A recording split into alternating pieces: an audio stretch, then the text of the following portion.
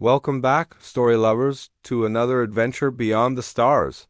Today we're journeying to planet Perth. In a charming little cottage on the outskirts of the city lived the Whisker family, Papa Leo, Mama Cleo, and their two kittens, Jasper and Luna.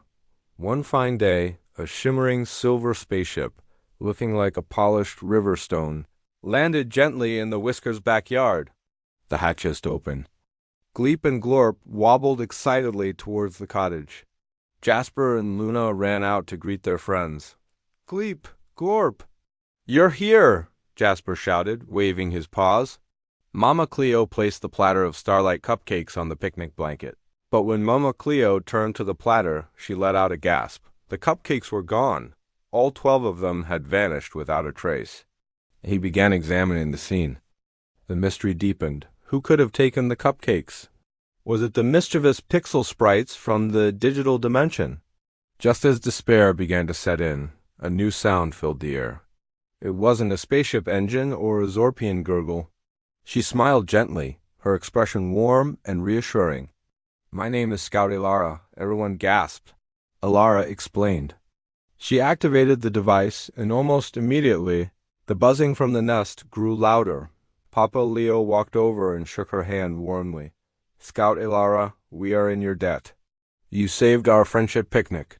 Gleep and Glorp wobbled over and gave Ilara's leg a grateful hug. The picnic resumed, now with an honored guest. As the twin suns began to set, casting long shadows across the garden, it was time for Ilara to leave. The Whisker family and the Zorpian cubs watched her go, their hearts full. So the next time something goes missing, don't jump to conclusions. The Melunnira family stirred, not to the gentle chimes of the morning sun, but to a deep, resonant thrum that vibrated through the very bones of their home. It was the defense hum, an ancient, chilling sound that hadn't been heard in generations. It was a warning the harvesters were here.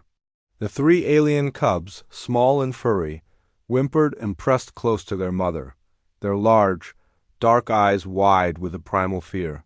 Their father stood at the window, his posture rigid, his gaze fixed on the horizon where a colossal, insectoid shadow blotted out the sunrise.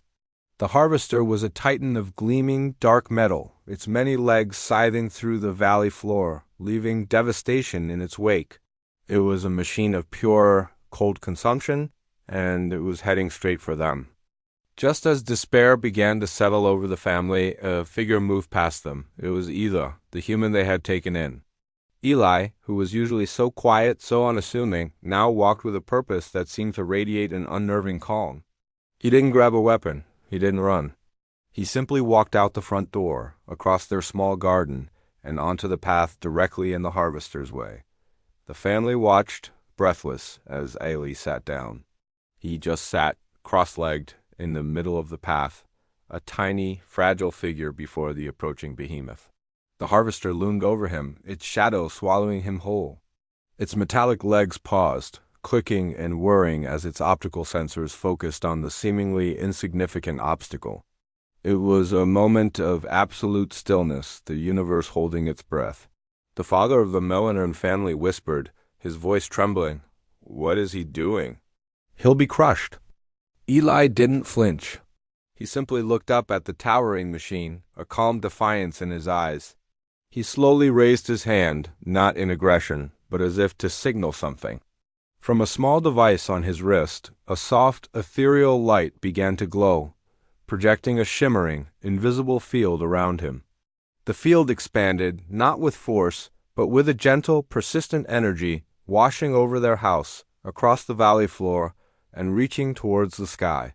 Suddenly, the air filled with a new sound, a chorus of different tones and frequencies, all harmonizing into one powerful signal. From every dwelling in the valley, identical lights flared to life.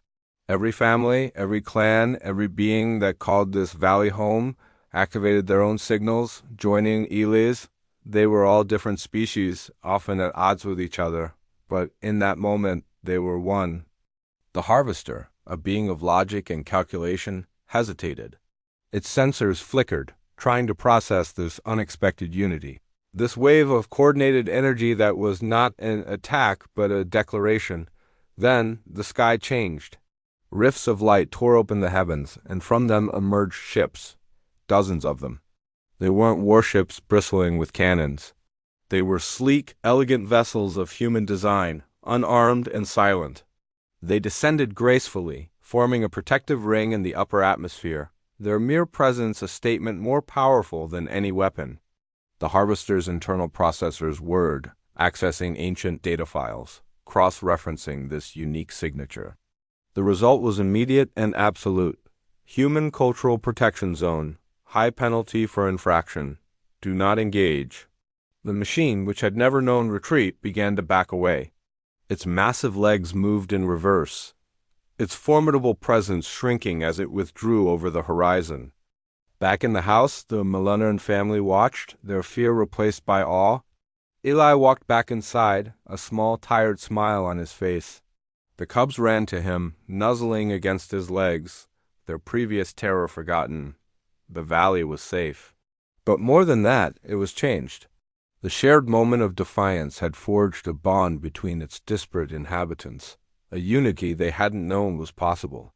And out in the cold expanse of space, a new designation was logged in the harvester's navigational charts.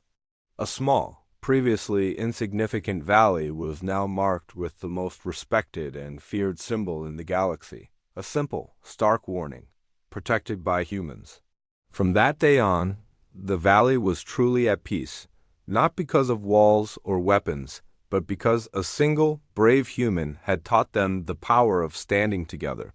And for the harvesters, they learned a valuable lesson. Some treasures are not meant to be harvested, especially those under the quiet, unyielding watch of humanity. Thank you so much for watching.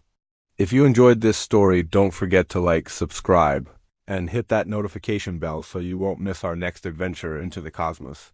See you next time!